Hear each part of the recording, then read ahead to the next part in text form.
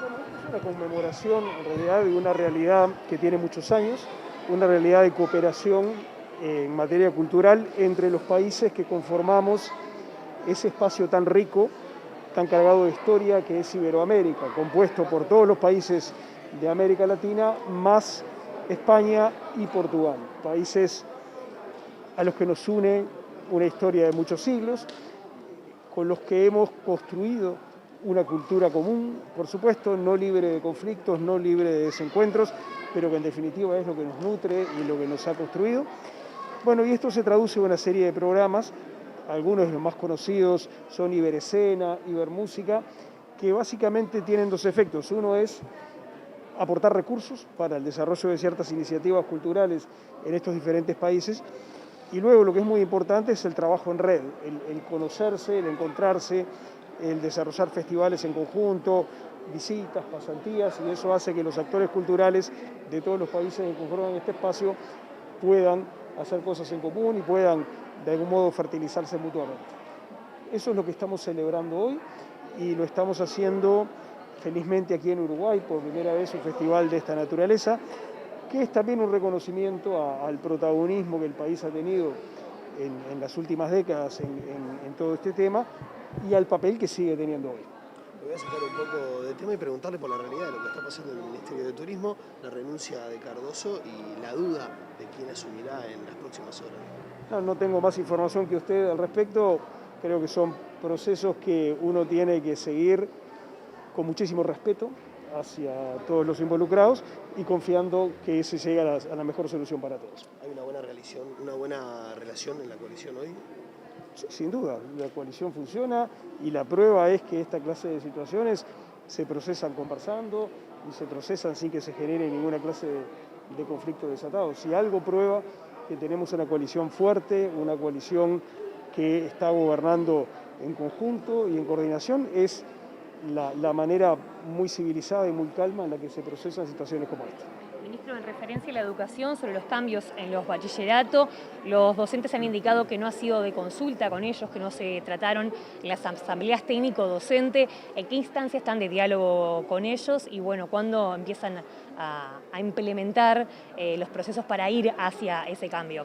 Yo creo que hay que leer los documentos que ya existen, los documentos aprobados por ANEP que ya existen, que hablan de consulta, que hablan de diálogo.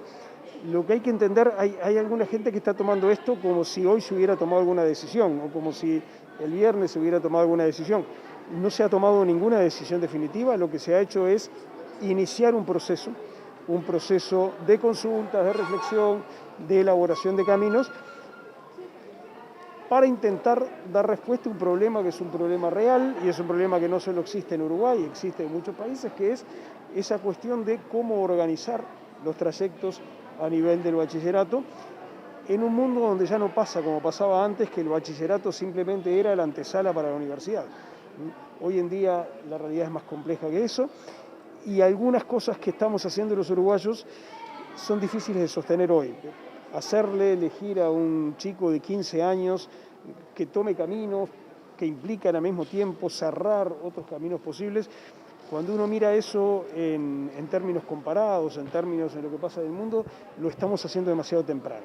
Entonces, acá no se deja nada de lado, acá no se cierra nada, acá no se sacrifica nada, acá lo que se hace es conversar sobre la posibilidad de cambiar un paradigma por otro, un paradigma de bachillerato diversificado, orientado básicamente a la elección de carreras universitarias, que es como nació, por un bachillerato general que tiene sus propias maneras de tener énfasis y de marcar trayectorias. Pero no nos apuremos, esto recién empieza. Yo creo que lo bueno de esto, lo lindo de esta situación, es que estamos hablando de educación. Con demasiada frecuencia en estos años, cuando se decía que hablábamos de educación, en realidad estábamos hablando o de recursos o de poder. Estábamos hablando de plata o estábamos hablando de quién tomaba las decisiones.